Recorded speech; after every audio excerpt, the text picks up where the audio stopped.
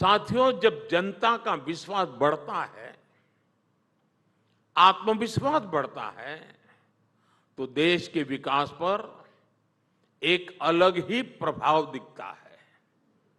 आप जानते हैं, पुरानी विकसित सभ्यताओं से लेकर आज के विकसित देशों तक एक चीज हमेशा से कॉमन रही है। ये कॉमन चीज है रिस्क टेकिंग का कल्चर।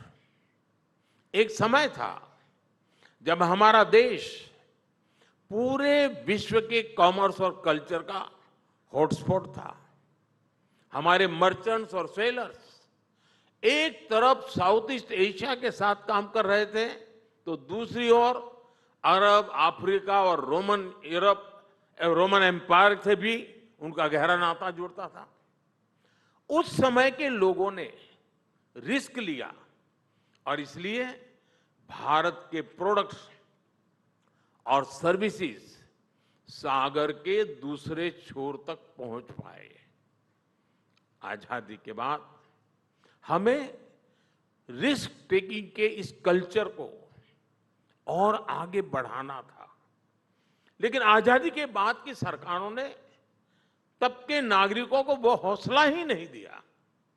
इसका परिणाम यह हुआ कि कई पीढ़ियां एक कदम आगे बढ़ाने और 2 कदम पीछे खींचने में ही गुजर गई। अब बीते 10 सालों में देश में जो परिवर्तन आए हैं, उन्होंने भारत के नागरिकों में रिस्क टेकिंग कल्चर को फिर से नई ऊर्जा दी है।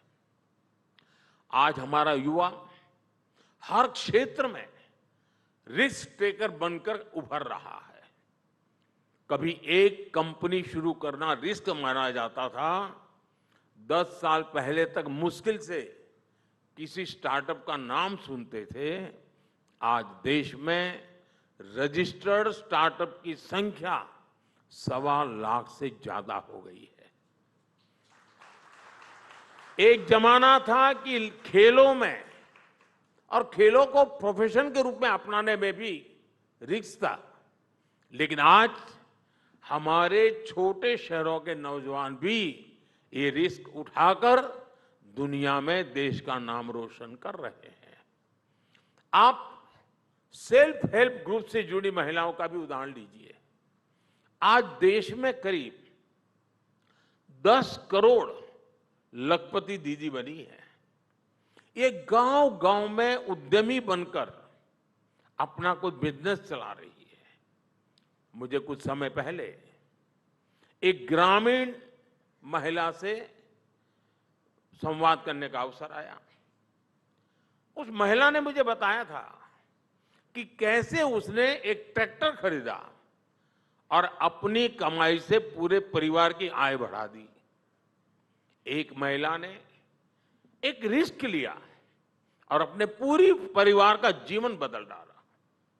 जब देश के गरीब और मिडिल क्लास के लोग रिस्क लेना शुरू कर दें, तब बदलाव सही मायने में दिखने लगता है।